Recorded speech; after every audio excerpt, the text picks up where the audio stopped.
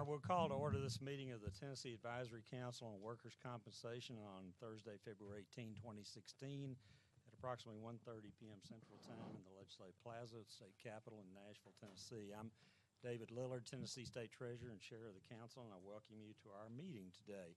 First order will be to have Ms. Schroeder call the roll.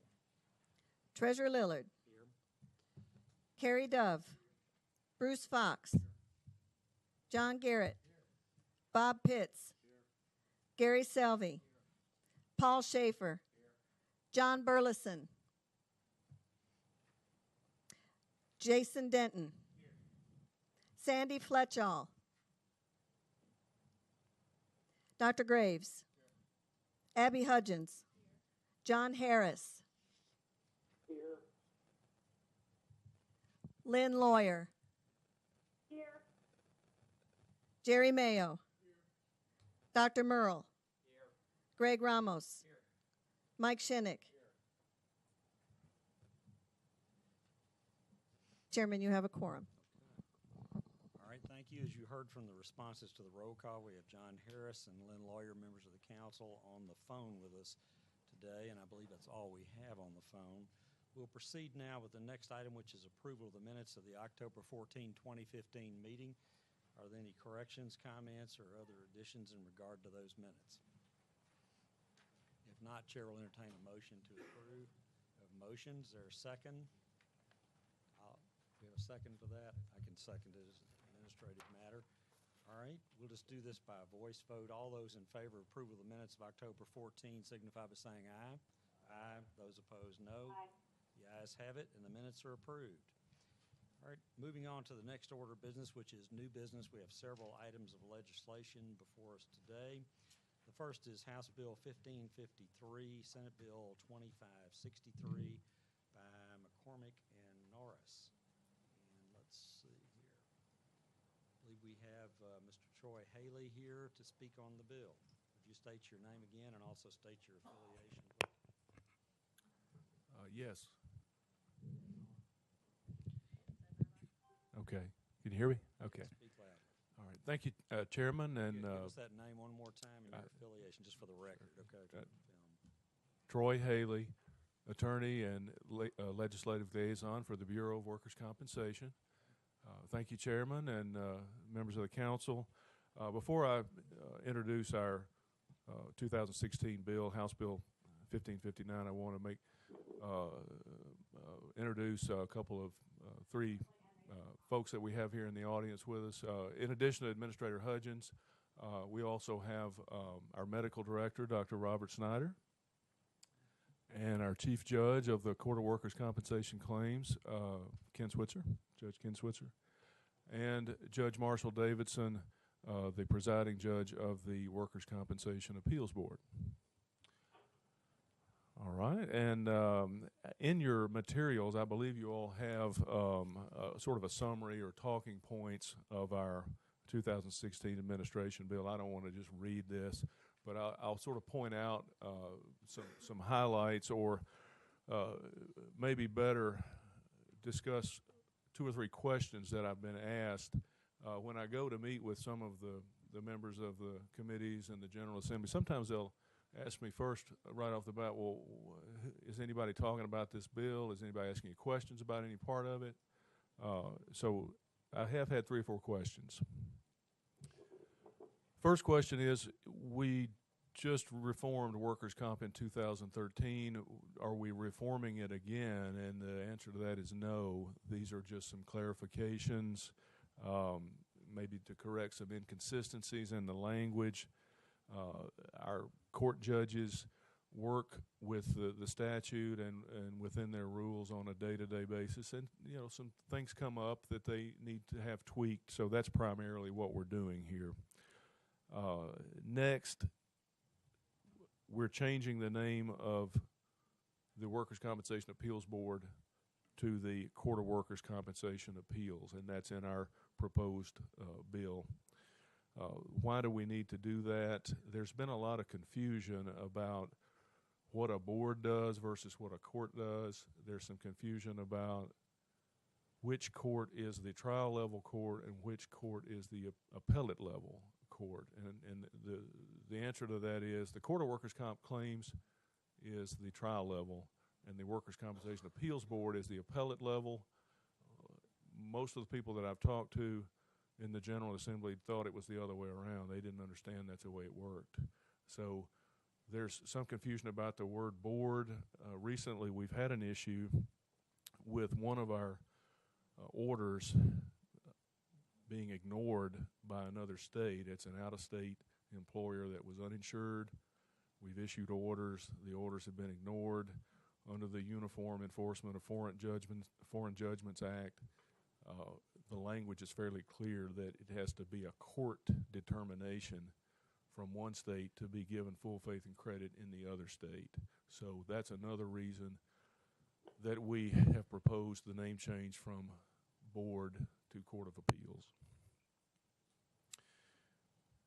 Another question I've gotten, and surprisingly I haven't gotten a lot of questions about this. We sort of thought on the front end this we might get more questions about the amendment in 50-6-242 regarding the sunset date of June 30th, 2016 for the extraordinary awards or extraordinary circumstances award. If you all remember, back in the old law, circuit and chancery court judges had the authority in certain extraordinary situations to award more than 6 times, which was the statutory cap at that time.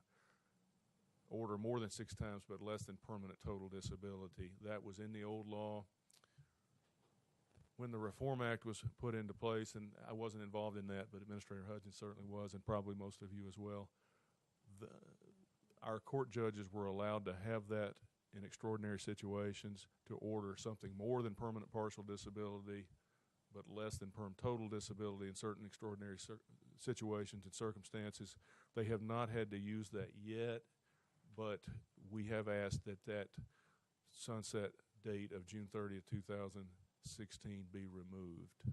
So the judges would have that authority to order more than the formula max for permanent partial disability. And the last thing is probably just to sort of maybe clarify some confusion on the caption of the bill. When the bill was filed and the caption came out and I read the caption, the first thing I thought was, well, I'm going to get a lot of questions about the permanent partial disability calculations. Are we changing the formula? Are we changing the calculation of permanent partial disability? No, we're not. This is just a clarification of how to do the math. We're not changing the formula in any way. There were some questions by self-represented employees and some attorneys that I think anytime you try to set forth in a narrative form, in a paragraph form, a mathematical formula, it's just very difficult to explain that without drawing a picture. And I'm certainly not a mathematician. It's confusing, but we've tried to clarify as best we can in this code section how to do the math.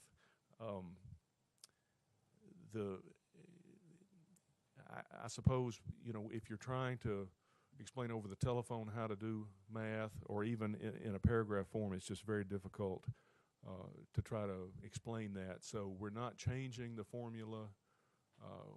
We're not reforming that in any way. We're just trying to hopefully explain that as best we can by this language. And I think our first draft that we sent to the governor's office, it had very few changes in the wording, but I think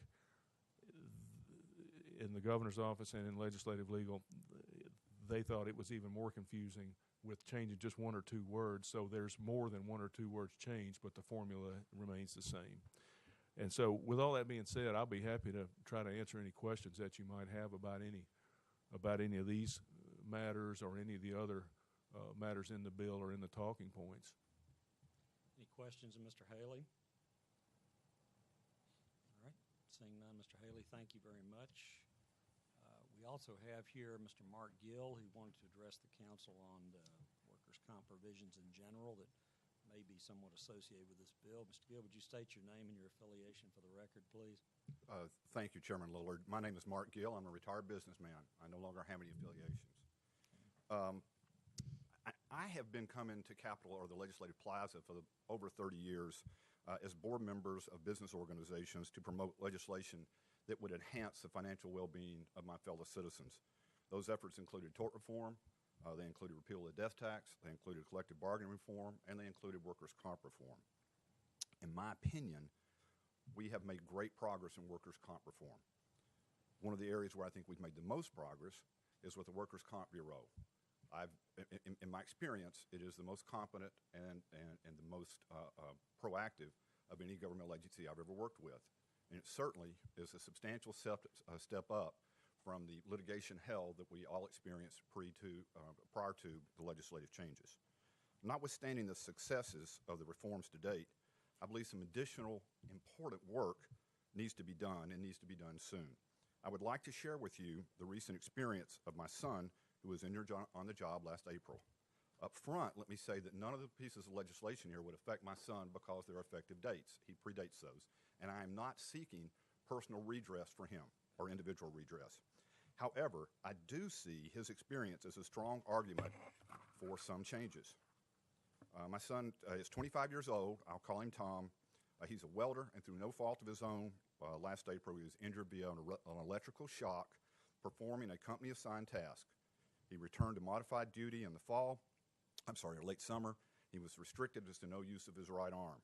He was assigned to Dr. Robert Clendenin III to address his industries. After 3 visits with Clendenin, Tom was informed that on November 9th that he would be scheduled for a functional capacity evaluation.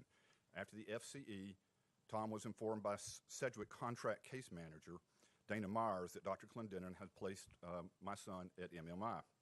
Myers further stated that the medical case management services were closed and that Tom should call adjuster Julie Sikora for future issues or questions. Questions did arise with Tom's receipt of the FCE and Dr. Clendenin's C30A forms. They were in conflict as to work restrictions. The FCE was considerably more restrictive in occasional and frequent maximum weightlifting as well as hours worked. In addition to following significant heavier weights, Clendenin gave no definition of terms occasional and frequent, and no mention of limitation of hours. Further, Dr. Clendenin gave my son no instructions as to pain management, which he continued to have it intensely, no instructions as to refills and medications prescribed by Clendenin, and no prognosis. Tom's employer immediately informed him that he would be returned to normal duty. He was told of no restrictions by the employer and was placed on normal duty.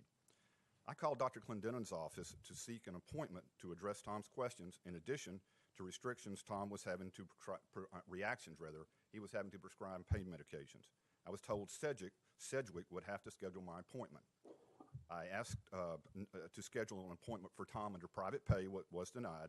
I asked to submit questions to Clendenin through his nurse. That was also denied. Contemporaneously, I called Sedgwick's case manager seeking direction, but was told I needed to talk to Sedgwick's claim manager, Julie Sikora. For 50 days, Tom and I called, leaving 3 separate messages and 2 letters that we wrote to Sedgwick with absolutely no response. And I have the letter here, which I won't hand out, but I do want to read it. It says, "Dear Dana, I received your letter of December 14th stating that you were closing my medical management services and direct me to contact Julie Sikora if I had any further issues or questions. My father, who has my general power of attorney, called Julie on December 16th, 17th, and 18th and left messages with each call. As I think my father shared with you, I have some questions regarding medications that Dr. Clendenin prescribed and who would be my primary care physician for workers' compensation purposes going forward. As of today, however, we have not heard back from Julie or anyone else at Sedgwick. My father also called Dr. Clendenin on December 18th and spoke with Kim, his nurse, seeking an appointment. We contacted Dr. Clendenin thinking he might be the authorized treating physician. Through his nurse, Dr. Clendenin stated that he was no longer involved in my workers' compensation case and therefore would not see me. Please be advised that I very much need to have an appointment with either Dr. Clendenin or whoever is my authorized treating physician. Obviously, I'm confused as how to proceed. I'm on my last prescriptions of medication and have no understanding of what I should or should not do to improve my chances of recovery. And it would help if I knew who my authorized doctor is or whether I even have such an authorized doctor. I have the phone numbers for Julie included in the letter, and no other contact information is available for her. I would be grateful if you would return my call." He never heard, none of us ever heard from Sedgwick. According to my son's legal counsel, Dr. Clendenin was his authorized treating physician. Further, I am told that according to Tennessee law, my son has the right to leave his future medical expenses open under the statute, which would allow him to return to a designated authorized treating physician for purposes of medical treatment casually related to work injury. My son was clearly denied this right. On February 3rd, 2016, Tom's legal counsel filed a petition for benefit determination, at which point the employer's legal counsel finally responded. In keeping with Sedgwick's dedication to superior customer service, they scheduled an appointment for Tom on March 22nd with a nurse practitioner. That means that Tom will have spent 133 days without access to medical care. Some observations. Doctors aren't the only professionals difficult to engage under the present workers' comp system. I talked to 5 different lawyers seeking legal counsel for Tom. All declined to take Tom's case due to Tom's low impairment rating. Tom was forced to hire a lawyer for $300 an hour in order to pursue supposedly guaranteed medical benefits. Over the life of my business career, our businesses have employed much of the National Bar Association. I've been deposed over 30 days. I am comfortable with the legal process. And yet, even with the superb assistance from the Workers' Comp Bureau and the ombudsman, I was unable to navigate the system. In my opinion, the goal of when we started down this road of reform, where third-party employee advocacy is not necessary, is being thwarted by participants like Sedgwick and Clendenin. If I couldn't do it, then how could someone with a blue-collar background do it? I believe that the bills that have been discussed here will help to establish accountability of what I consider to be rogue players who, in my opinion, are subverting the goals of the business community and their efforts to have an efficient, fair workers' comp program. I see little difference between the present-day Sedgwicks and those of previous years who profited mightily from the plight of injured employees. Last October, Tom wrote the following to his HR director. This time last year, I was doing very well in welding school, excited about my future career, exercising, working on my parents' farm, hunting, and playing pickup sports. I have been able to do none of those in the months since my accident. I want to get well. I want my life back. So let's review Tom's position. He has lived with a life-limiting employer-sponsored injury for 10 months. He has been denied even minor contact with his authorized treating physician. He has had to commit most of his life savings to hire a doctor to seek medical treatment supposedly guaranteed under the law. He has been given the runaround by the absurdly described case manager. He requested a doctor panel skilled in soft tissue industries. Instead, he was given pain management doctors. After months of waiting, he's forced to wait an additional 5 weeks, but still is not afforded an audience with a doctor. The perverse irony is that Tom had private health insurance. If he had not been consigned to the workers' comp system, he would have never had to deal with Clendenin or Sedgwick, and in my opinion, his health would have been far advanced down the roads. Based on many discussions with both defense and plaintiffs' lawyers and with legislators who are hearing on this issue, I fear my son's experience is not unique or even rare. The injured workers, few of whom have the background and the experience to stand here and challenge an unaccountable system, I fear has long-term complications. Let me say clearly that I believe the problem is the law, not the enforcement of the law. In my opinion, the Workers' Comp Bureau lacks the legal hammer to deal with errant TPAs, case managers, and insurers. Further, I believe even a small number of cases like Tom's will prompt a legislative and judicial backlash that risk undoing the important reforms of recent years.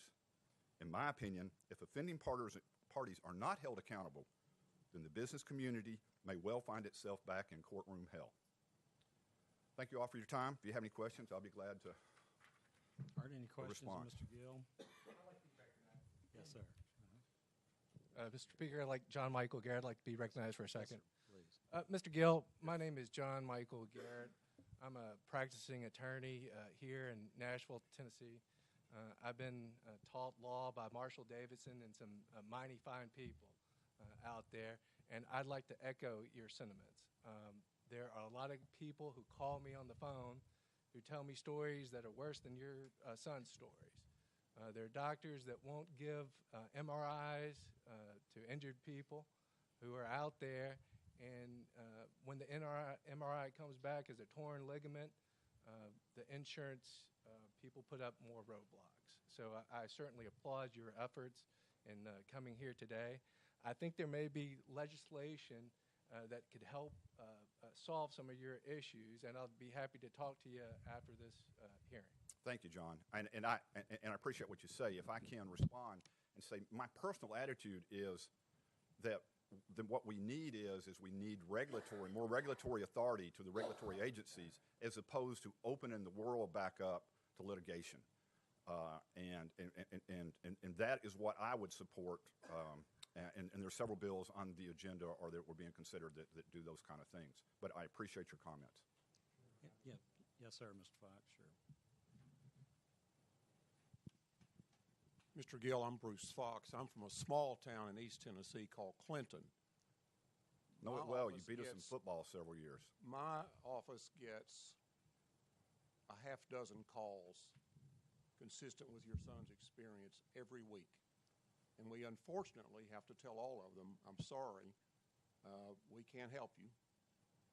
There's no mechanism for us to be paid to assist you to get the benefits that you're entitled to. Here's the number of the Bureau. Call and talk to one of the specialists there and see if they can give you some guidance. That's what we're down to. It is happening statewide. I talk to lawyers from Johnson City to Memphis via listserv every day and every week, and all of us are experiencing the same problems your son has run into. Thank you. And we're going to do our best to address it. Well, and let me also say that I have used the workers' comp system. I think that when we have so many things from the TPA community and the case management community that is just running off the rails, it's just too big a lift for the ombudsman or the Workers' Comp Bureau with the existing laws to be able to step in and say, no, you're not going to do that, and we're not going to tolerate these kind of operators in our communities. And again, I think long-term, that's better for the entire community. Any other questions? of Mr. Thank you Gill? for your time today. Thank you. I have a Mr. Ramos? question. Mr. Gill, what was your experience with the Ombudsman's program of the Bureau of Workers' Compensation? Can you comment on that? Yes, and with full disclosure, the questioner is my son's legal counsel. It was good. They were very professional. They were very helpful. They got on the phones, returned my phone calls promptly. But when we got into a difficult situation, like how do we deal with a Sedgwick, they had to come back and say, I can't give you legal counsel. I can't help you here. And so we ran into walls that was beyond their capability. And that happened over and over and over, which ended up forcing us to come to you. Chairman, may I be Yes, sir. recognized? Mr. Denton? Jason Denton, this is the first time I've gotten to speak. I'm an attorney in Lebanon, Tennessee. As I'm listening to your story, Mr. Gill, all you'd have to do is change a few names and you would have an exact hearing that I just had in front of Judge Switzer last week. And the problem that I see is there's no rules or guidelines for a quick resolution to the problem that you had. Under the old litigation system, we had motions for medical treatment. Now we have to go through the process of an expedited hearing and putting on proof. Let me ask you this. Is there any indication of how much pain and how much suffering your son went through without the medical treatment for those many days? I mean, I don't know how you measure that, and I'm not here trying to seek redress for that. What I'm confident was not done was he was originally treated for a rotator cuff issue, which turned out not to be true. And he was treated without any medication, which medical professionals tell us probably made his soft tissue situation worse. When he got to Dr. Clendenin, according to medical professionals, tell us that he did mostly analysis and medication. To my knowledge, my son has never had any best practices to deal with soft tissue injury. And the best we can find out, there is no redress of that to date. Hopefully, we're going to find out different, but so far, there's been no redress. The only other thing I would say is, as a practicing attorney, I've probably screened, and we've been trying to keep an estimate of it, somewhere between 700 and 800 cases since the new law went into effect, and we've taken 21. So that's all I'd have, Chairman. Okay. Are there any other questions of Mr. Gill at this point? Chairman Lillard, can I make one more comment? Sure.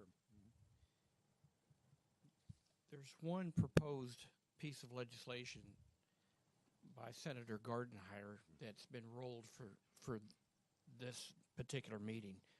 The problem is that I don't think it even addresses your situation, Mr. Gill, because it talks about the award of attorney's fees, and that's a great step forward, but only where the denial of benefits had been provided for in a settlement or judgment under the workers' compensation law. Your situation is a situation where you haven't even gotten that far to a judgment or a settlement of any kind. You're still in the midst of the workers' compensation process. So that in advance, I just wanted to make the comment that as I read it, as I understand this proposed legislation by Senator Gardenhire, SB 1706, it does not seem to address your particular situation as it would come up in the future, or the situation that comes up every day in the state of Tennessee since we've had this Reform Act in place. Well, and I support Senator Gardenhire's bill. I did not look at it as it would benefit my son.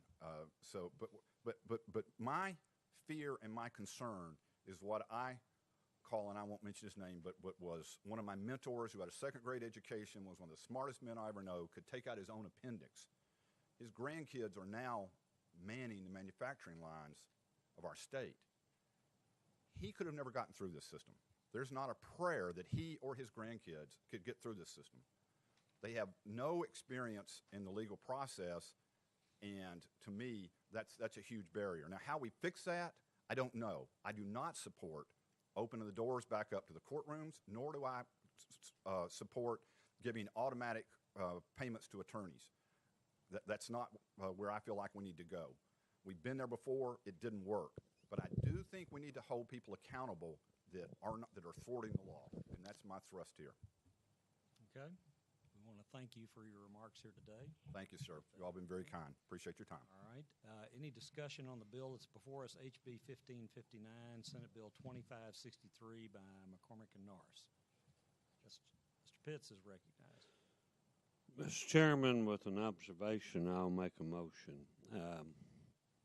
On this first bill, it has come to my attention that there are at least 2 or 3 parties who still have a concern about a section of the bill. But I was informed they did not want to hold the bill up.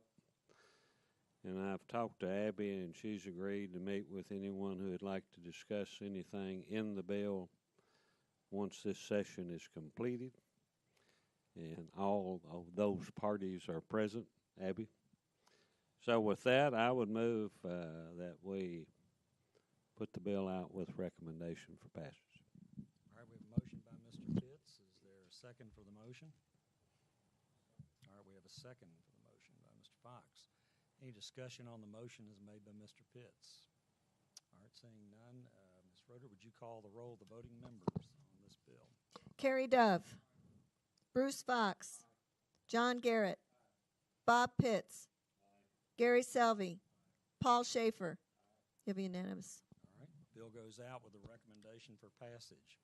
We'll go to the next item on our agenda, which is a bill by Representative White and Senator Green, House Bill 1720, Senate Bill 1758. Who's going to present on this bill? Yeah, who likes to speak on this bill? All right. State your name and your affiliation for the record, please. Julie Griffin, Tennessee Medical Association. Council members, I want to thank y'all for letting me be here today to speak briefly.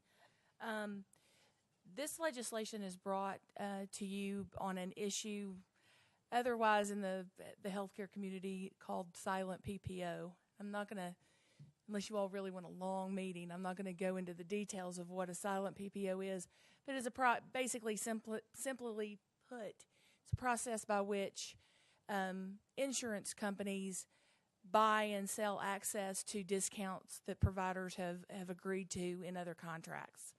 That's a very simplistic view, but that's about the easiest way to explain it. A number of years ago, the General Assembly, in its wisdom, passed a piece of legislation requiring transparency so that providers could track how they were getting paid for under the workers' comp system and how access to these discounts were being applied. However, some of our members over the last few years have felt that there have been problems with various entities that participate in this process. Providing that transparency that is currently required by law, and when it was brought to the attention of the Department of Division of the Bureau of Workers' Comp. I'm still living in the past. So I apologize. When it was brought to the division, there was a concern that they had no ability to basically deal with a violator.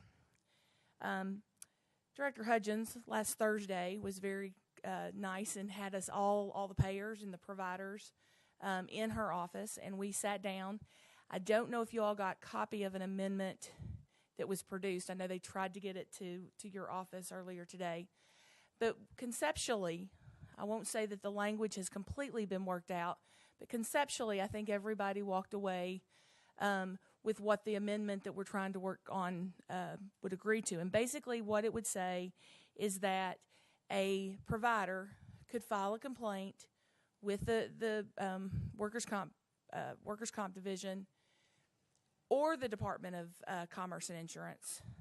But if they wanted to file with the Department of Labor, I keep doing that. I'm so sorry.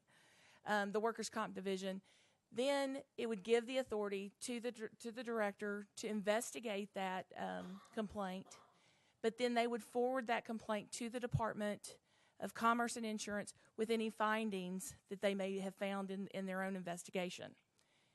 And then those are for licensed entities, and if it was an unlicensed entity that was not following the rules, then we would give the authority to the Division of Workers' Comp to assess those penalties on them. That is what it does. We're not changing anything that's currently required in statute.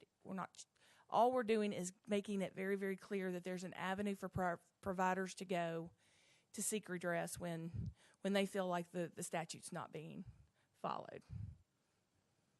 And I'll be available for any questions. Staff advises we haven't received that amendment yet, but I just wanted you to know, so I'm sure it's on its way. I have a copy that I'm more than willing to hand out, but I know.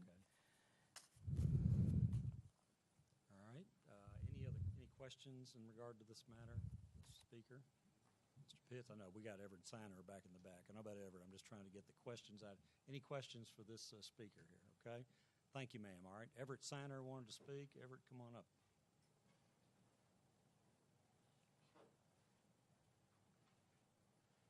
Okay, just identify yourself and state your affiliation for the record. Sure. Everett Signer, General Counsel for Brentwood Services, here on behalf of Brentwood Services.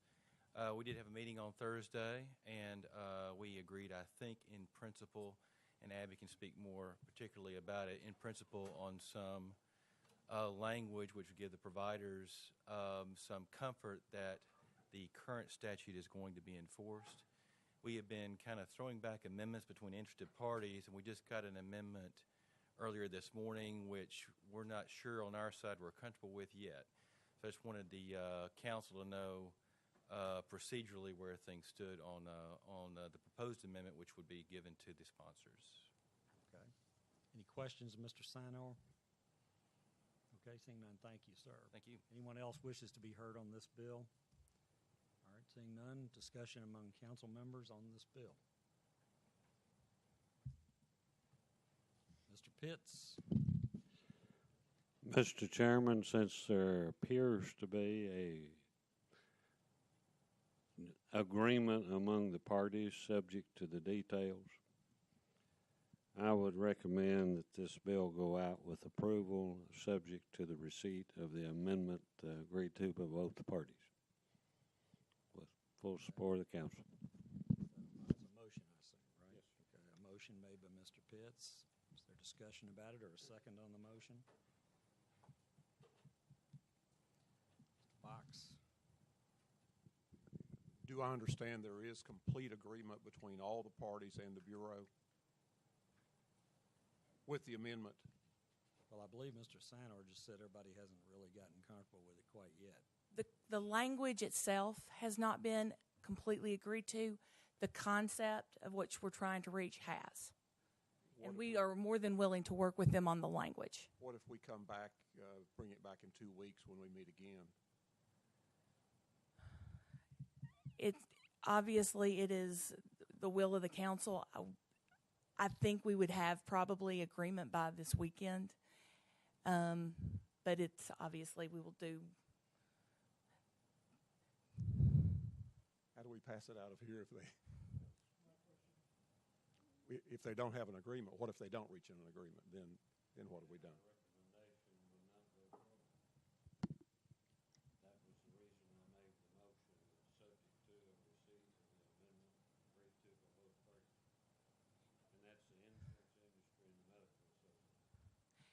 And if I may add, I mean, I think some of the payers have already agreed. I think that there's some that just haven't been able to get back also to their clients.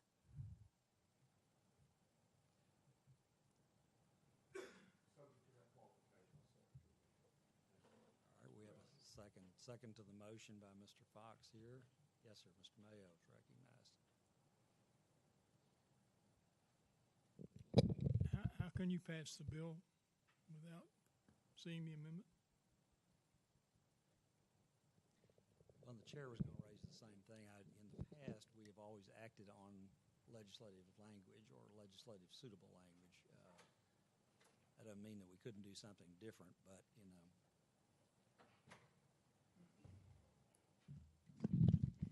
Mr. Chairman, I have no objection if we're going to have this assault to withdrawing my motion. And I don't mean that smart-alecky. The only reason I was trying to move it forward is I happen to know, and I think everybody at this table knows, who the players are and whether or not they can reach an accord. And if they reach an accord, I don't think there's anyone else that cares. But my real concern is we got a Commerce Committee closing in 2 or 3 weeks. They like stuff well in advance. And we're going to have another meeting, which people are not going to like how quick that's going to have to be. I was just trying to move something through the system. But if there's a remotest reservation, I'll withdraw my motion.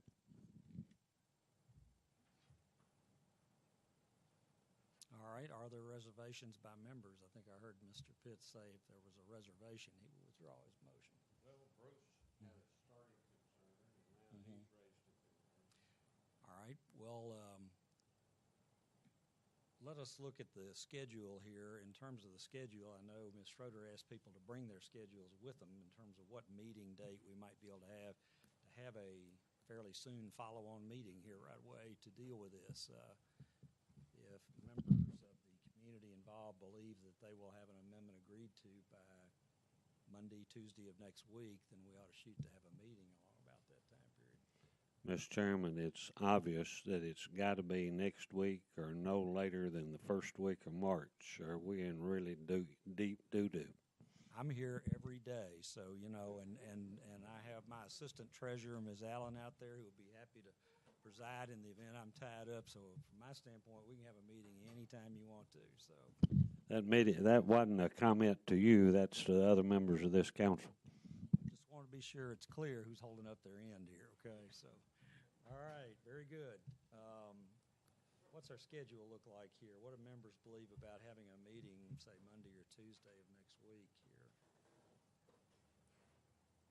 That would be the 22nd, right? Let's see here, or the 23rd. Any comments on that?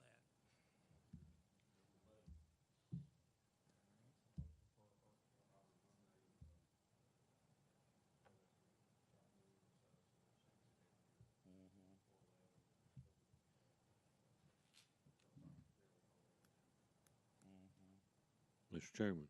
Yes, sir. Just as another observation, while this thought process is going on, since this could be in the form of an emergency meeting, I believe voting members could be present by phone.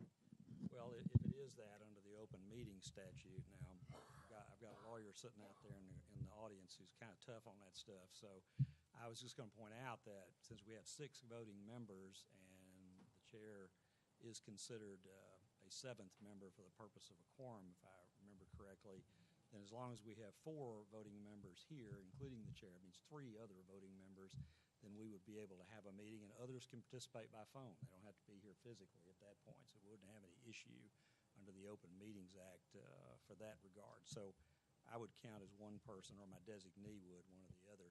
And then if we had 3 other voting members who were also present, we'd have a quorum to do business, and others could participate by phone. So, okay, Monday or Tuesday. Can I ask a simple question?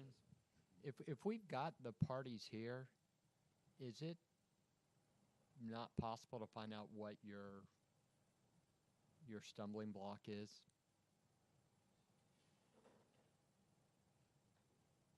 Where are y'all apart on this?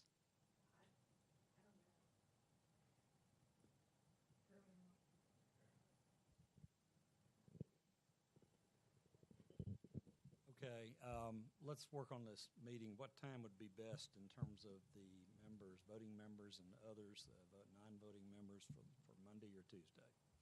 What time is best? Okay. Okay. Okay.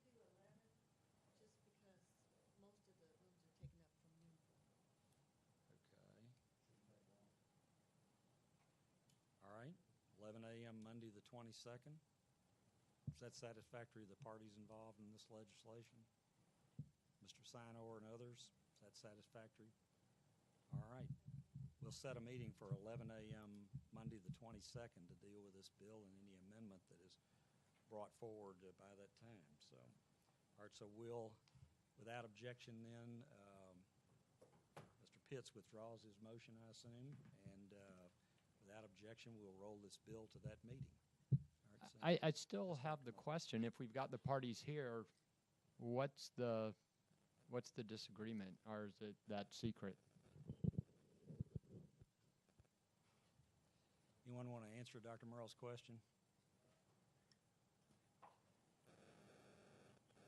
I don't have a clue what the objection is. Like I said, conceptually, they agreed. Some have already agreed. I think Mr. Sinor is best to answer that question. I'm sorry, Everett Sinor again with Brentwood Services. Number one, we just got the amendment this morning, so getting my client to view it and get comfortable with it is one. I have read it. There are a couple of concerns they may be able to be addressed, and maybe something I'm worrying about and shouldn't be worrying about. But number one, which agency has investigative authority is one issue, I think, which is still being discussed, for which set of licensees. And also, number two, does the investigative authority expand into something greater than violations of the current act, which is on the books? And that was something which was very important to folks on our side from the very beginning. It's something where we've gone kind of back and forth this morning among the payor side, but it's not something we've had a chance to get together on because we just got it this morning. And Dr. Merle, I hope that answers your question. It is pecking around the edges, I understand, but it's important. It's a part of our business. Okay, Mr. Bromell, you seeking recognition. State your name and affiliation for the record, please. Thank you, Mr. Chairman. David Bromell on behalf of the American Insurance Association. Ms. Griffin is correct. We have an agreement in principle, and Everett has done a Herculean task of drafting an amendment that comported with the agreement we reached under the auspices of the Department of Labor. But the TMA took that amendment, and that amendment that we agreed to provided for the Department of Labor to regulate silent PPOs, and the insurance department would regulate regulated entities. But when they took his amendment and added to it, it complicated things beyond the simple solution we had reached. So he's absolutely right. I mean, there's not enough time to go back and forth. And I apologize for taking the council's time, but it is important.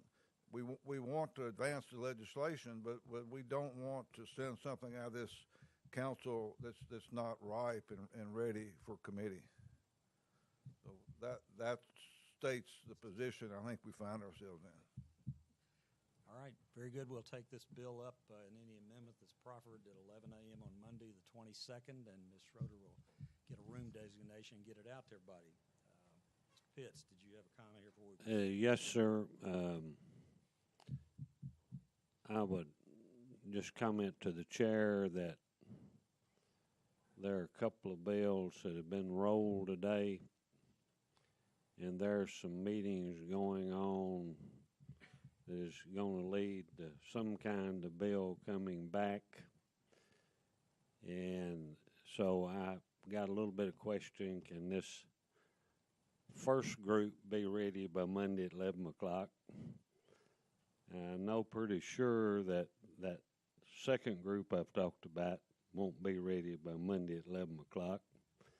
And I'm just sort of wondering if we might ought to revisit our get-together, realizing that it's got to be soon, but is Monday at 11 o'clock sufficient to let these people get their work done?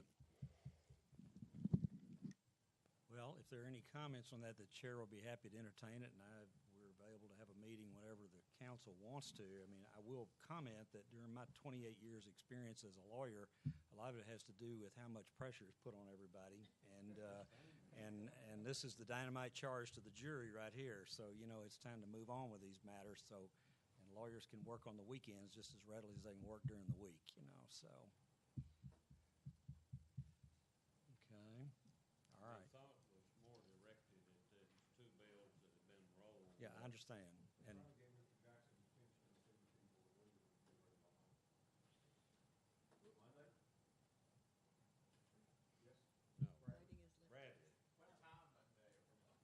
11 o'clock.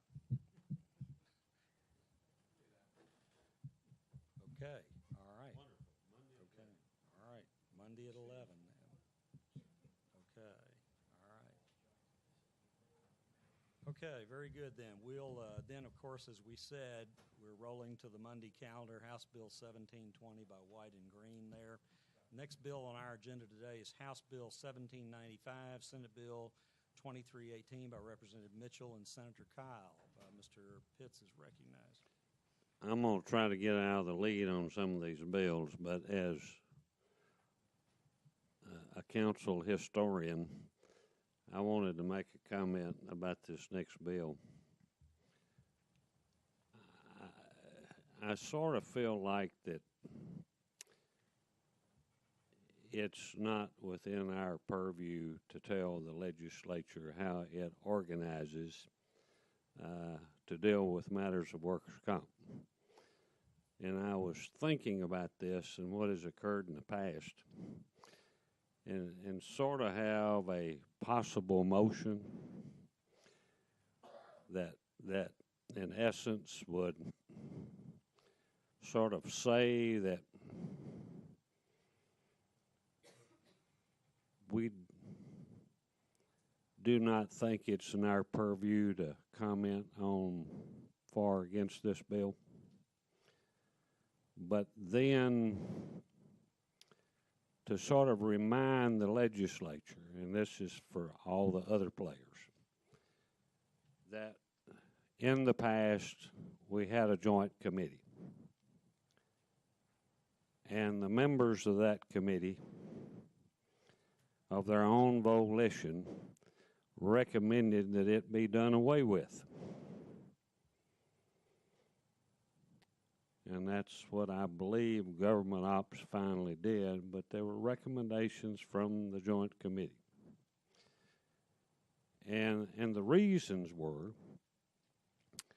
that those previous members of the committee felt like the bulk of what they were involving themselves in was work that the Advisory Council was doing.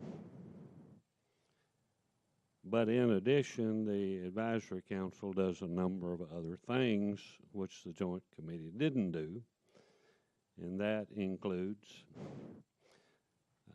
making recommendations on NCCI filings, on the commenting on rules and proposed rules and regulations, and now the cooperative effort between the council and the Bureau of Workers' Comp on statistical information for the legislature.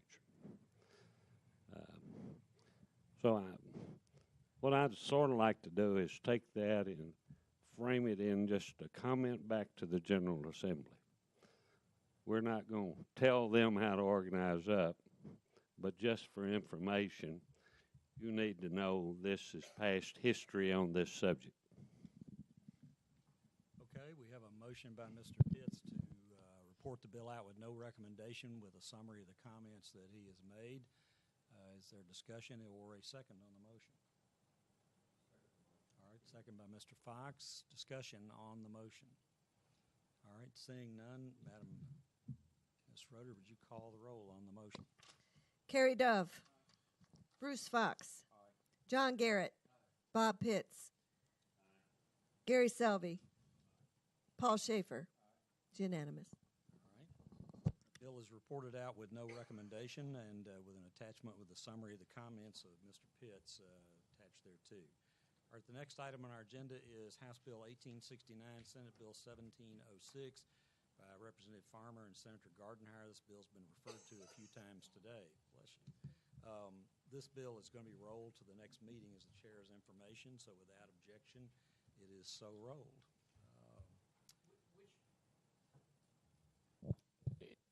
Is that the meeting on Monday? We'll do the meeting on Monday, and I was going to ask Ms. Schroeder if she would be sure and notify the sponsors and anybody else who's been involved and interested in this bill of the Monday meeting and the fact that it would be appreciated if they would get together on whatever issues remain outstanding, get them resolved prior to that date so the council can consider it then. So would you make sure that everybody's notified, Ms. Schroeder? Okay. All right, good. The next bill we have is House Bill 2038, Senate Bill 1880 by Representative Eldridge and Senator Johnson. It's Chairman Eldridge and Chairman Johnson. This bill, is anyone here to make a presentation? As chair's understanding, this is a caption bill, so let's see if there's anybody has any comment on it at this point. All right, I assume it is the will of the council at this point, since it's a caption bill, is just to carry it on the calendar right now until such time as it's called up in the future. So if the interested parties would let Ms. Schroeder know when to put it on the calendar, that would be good, okay? So we'll leave it on that status without objection. All right, the next bill is House Bill 2194, Senate Bill 2580 by Representative Coley and by Senator Norris. All right. Do we have a presentation on this bill or discussion on this from someone going to present on it? Anybody here on this bill? All right. Ms. Schroeder, you want to give us the summary on the bill?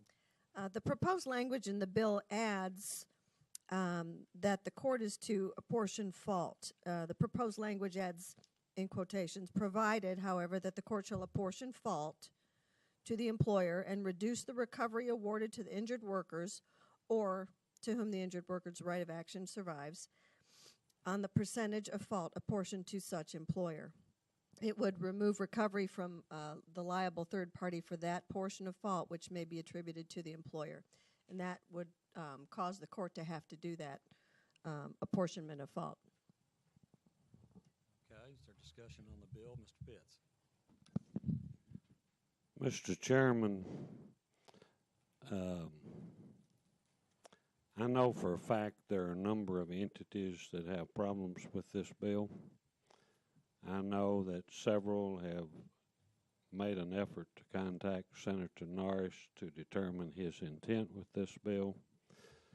The last few days that was unsuccessful. I would not want to do harm and would hate to see a vote today when he would not be aware of it. I would encourage that this bill roll forward the next week in an effort to see if we can gain more information. All right, well, without objection, we'll roll this bill to the next agenda. And Mr. Pitts, would you make sure interested parties in this bill know about our meeting on Monday at 11 a.m., okay?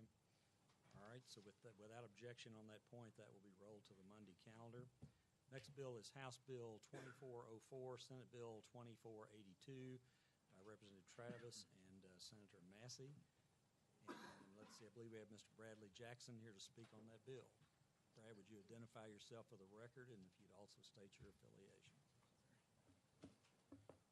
Thank you very much, Mr. Chairman. My name is Bradley Jackson. I'm with the Tennessee Chamber of Commerce and Industry. This bill is relative to retaliatory discharge, and you all may recall, I believe it was about 3 years ago, the Tennessee Chamber worked, and I believe it was NFIB and a number of other business groups worked to make some changes to the statute. This year, we have a bill at the suggestion of some of our member companies to look at it and make some revisions to it. The bill references workers' compensation, so I believe that's why it's here with you all today. But on behalf of the chamber, we have Sally Barron, who's with Jackson Lewis, and she comes to us from Memphis, Tennessee today. So I hope you all will make her welcome to make some brief comments about the bill, kind of where it came from and the origination of it. Okay. State your name and your affiliation, please. Good afternoon. I'm Sally Barron, an attorney from the Memphis Bar with the Office of Jackson Lewis. And simply our proposal to this bill was to clarify what may be regarded as a loophole in the amendment that took place last summer if the intent was to abrogate common law causes of action for retaliatory discharge and streamline claims under the Whistleblower Act. While we understand that there's probably the intent to preserve the employee's right to file a claim for retaliatory discharge, we feel that if we put it under the Act, then they will have the same standard of proof. And I think the bill you received might not have a word about the standard of proof that should be applied. We still think that the standard of proof should be that an employee would have a cause of action for retaliatory discharge for solely filing a claim for workers' comp. And also, another language I think clarifies that what happens with employers with fewer than 8 employees. And that touches on the Tennessee Human Rights Act, which doesn't apply to employers with fewer than 8 employees. So our language in Section D addresses what happens with the small employers. Are there any questions? All right, any questions? Yes, Mr. Ramos. Thank you, Chairman Lillard. Can you alluded to this, but you went pretty fast, Ms. Barron. Can you go back and tell me what's the status of the law right now, and what is this actually changing? You said it's to address a loophole, but I'm unclear about the status of the law right now with regard to retaliatory discharge. Right. If you may recall, last summer there were amendments to the Tennessee Human Rights Act that unified the standard of proof, that did away with the common law claims for retaliatory discharge and violations of the Whistleblower Act. Like the last sentence of the bill as it stands, it says that, what was Section G? It says this section abrogates and supersedes the common law with respect to any claim that could have been brought under this section. Well, there was a lot of the employer. I'm on the employer side defense bar. You know, we defend a lot of claims for retaliatory discharge, and people were excited that this was a pro-employer statute because now the employees had to meet the burden of proof of sole clause, and they had to file their claims under the statute and follow the procedures laid out therein. And the common law claims, which had a lower standard of proof, wherein a plaintiff could succeed if they proved that a impermissible reason was a substantial factor in their discharge. So now we have just the statute. It says sole cause. So we're maintaining, you know, in Tennessee, strong employment at will stance, but we're also allowing these public policy exceptions, you know, to the employment at will doctrine. And so what happened was we got lawsuits subsequent to the amendment for claims for retaliation for filing workers' compensation claim. The employee said, no, I don't have to file under the statute because I didn't, in the past, those claims weren't brought under the whistleblower statute. They were based on common law, a case of Clanton versus... The Kane-Sloan case, yes. And so what we're trying to do is get rid of the Kane-Sloan and make everybody go under the statute. Does that make sense? And we're not trying to get away with retaliatory discharge altogether for filing a workers' comp claim. We're just trying to have the same burden of proof that applies under the Whistleblower Act. And it seems it's a little random. It's kind of thrown in there with use of agricultural products, but I don't know where else it If would I could, address. these caps on damages that I see in the kind of in the analysis of the bill, actually, the caps on damages are those caps, are those already caps already in existence? There are caps that were put into place last year under the Tennessee Human Rights Act. That's So what okay, that's the clarification I needed. Thank you. trying to figure out what to do yet with the small. So those are not new caps that are being proposed with this legislation. Right. Those are under the Tennessee Human Rights Act. Right, except that the Tennessee Human Rights Act did not address the 8 or fewer, the very, very small employer. That's why that's in here. That's a new cap. Yes. Well, what I think it says none. And I what's guess that it cap? could- Do I remember $25,000 is the most the employee could get in that situation with less than when he's suing an employer with less than 8 employees? What, under ours? Yes. I'm not sure that the version I have says no. You may have gotten a more Okay. recently amended. I worked on the workers' comp part, but. Okay. Mr. Fox, you're recognized. If I'm reading this correctly, it's actually saying 8 and under. There is no Right, that's the version. There is no I have. claim. You're eliminating the potential for a claim for retaliatory discharge if there's 8 or fewer employees. Right, and I guess another way of saying that would be to define employer up top as anyone with 8 or more employers. I guess we're trying to, it depends on what the intent is here. What should employers with only 8 employees be still subject to claims under the whistleblower statute, or should it be like the THRA where it doesn't apply? I would say that, I guess to kind of get the kittens back in the box, we want to talk about how this impacts workers' comp. The bill does reference workers' comp, but seemingly the debate has gone into retaliatory discharge, and that will be a very vibrant debate in the legislature. So I guess, Mr. Chairman, we can go on about retaliatory discharge, but the comp provisions of the bill seem to have solicited not as many questions or concerns. So is it the intent of the bill, if you're pursuing a retaliatory discharge for filing a workers' comp claim, that it has to be the sole reason for the discharge, that you're changing the standard of proof? Is that what you're trying to do? To limit it to? We're trying to eliminate the common law avenue under Kane-Sloan. And under that standard of proof, an employee only had to prove that the impermissible reason was a substantial factor. And in here, and I did this morning see that our amendment lacks the word sole cause in Part C. What section are you talking to? On the 501.304, it's now subsection D, no, subsection C. No employee shall be discharged or terminated. And our preferred language was to say solely for filing a workers' compensation claim. That is in that mirrors the language in Part B above that says no employee shall be discharged solely for refusing to participate. I think that if you don't have solely in there, then the courts are going to be left up to determine, well, should the old burden of proof apply or the new one? But I don't know if we need to bring that before with another amendment. But what's being presented to us does not include that language. We intend to amend that to add the solely. You intend to amend it? Yes. And can we just take it up Monday then?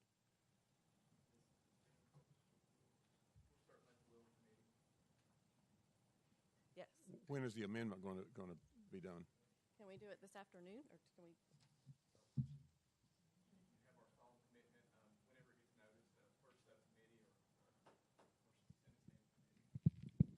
Mr. Ramos is recognized. Thank you, Chairman.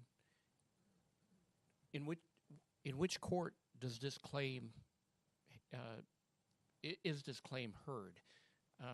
Now that this has workers' compensation applicability? Is it the Court of Workers' Compensation Claims? Or are we talking about any court of record, any civil court of record? My understanding, it would be any court of record, a circuit. We've gotten them in circuit courts Yeah. under common law. So I think that the employees would still have that avenue unless that's addressed in another part of the statute. But and going back to the question a minute ago, when the word solely is in there, that does raise the standard of proof, or that changes the standard of proof, doesn't it? Yes, it does. And I mean, to recognize that Mississippi doesn't even allow for these type of claims, so we're still being a little bit somewhat employee friendly while still maintaining that employment at will theory. Mr. Fox, your By employment at will, you mean termination at will? Yes. Yes. Right. The theory is that employers are supposed to be able to hire and fire employees for any reason, good reason, bad reason, no reason at all. And then we have these exceptions due to public policy, of which one is the whistleblowing. And Just want to make sure we were calling a bird a bird. Okay, I think the council understands this bill now. I know I do. What is the disposition the council wants to make of this matter at this point? It's been suggested there may be an amendment forthcoming that the council wishes to see, several other things. Well, that's one aspect of it. Yes, there's an amendment. Yes, Mr. Ramos. Of course, for what it's worth, I don't get to vote on these things, but I can talk about it. I think it substantially changes the law. Before the requirement was that, as Ms. Barron pointed out, the employee who was discharged after filing a workers' compensation claim had to show that discharge, a substantial factor in that discharge was the employee's filing of the workers' compensation claim. Now, when you're talking about solely, adding that word solely, it changes the cause of law or the cause of action substantially. And my recommendation would be that it go forward with a recommendation that it be denied. Okay, well, what is the will of the council in regard to the matter here?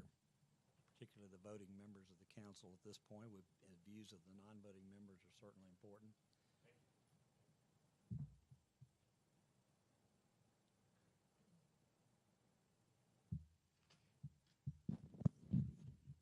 Bradley, y'all want it voted today? I